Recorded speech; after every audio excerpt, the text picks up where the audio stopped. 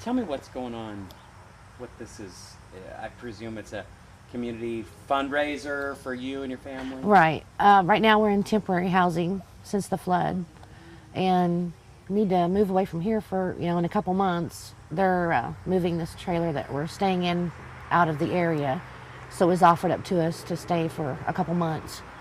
But we're having a real hard time finding 3-bedroom, and pet friendly is a big problem. We have 6 rescue cats, and they were abused, neglected rescue animals. And a lot of people say that taking them to the shelter would make things easier, but those animals are the only, we're the only love they've ever known. So they're yours, you're not fostering? Oh, I know, they're mine. Take us back to late July. What was the day? What was the date? And what happened? Oh, it's July 20th. My sister had come that morning for a visit. And what day of the week was that? Saturday. Saturday? Okay, go ahead. She stayed in town to go to the movies with her son, and Chuck and I were actually going to go to dinner. We hadn't been to dinner in probably 7 months. So we're going out to dinner. Well, he went out and was going to mow grass before we went to dinner.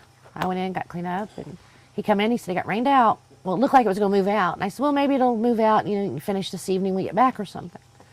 Well, it wasn't probably a half hour, it started downpouring. So my sister calls me and tells me that the power's out at the other end of Linton. And they had went to the movies, and the power went out in the movies, so they gave everybody their money back. And she said she was going to head on home. She lives in Brazil, Indiana. Well, about 10, 15 minutes later, my phone rang again, and she's like, I'm coming back to your house. And I said, why is that? And she goes, well, all the highways and stuff are flooded and all the roads are closed, just that fast. And I said, well, I guess we're not going to dinner. That's what you call flash flooding. Yeah, oh yeah. Absolutely. And she got back to our house, and within 15, 20 minutes, we barely saved the 4 vehicles that were out behind, because they were going under. They were up to the bottoms of the doors. So we got them out and moved them over to the south side station. And we got back to the house, and I lost my shoes in the floodwater somewhere, because it was up past my knees trying to get back to the house from moving the cars. And I got to the door, and I went to the end of the porch, and I said, oh my gosh, it's only going to be about another inch or so before it comes in the house. And within the next 4 to 5 minutes, that was a it was in the house just instant, and just kept going and going and going. The last pictures I got on my cell phone, the last photos that I had gotten, the water rose another foot after that. We couldn't get back out to get pictures. So there was a foot on top of what I even got pictures of. Seen anything like Never. this in your life? Never. Never. Living by that creek, it had gotten up a couple times where we got a little bit of water in the back of the garage or something. But, even talking to neighbors, it's never got to the house. It's never gotten very high. It's just about as bad as it gets.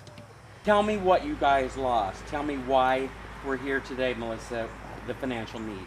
We lost pretty much all of our furniture. I think the only thing we saved out of the one back room was our bed, because it was up on a higher frame.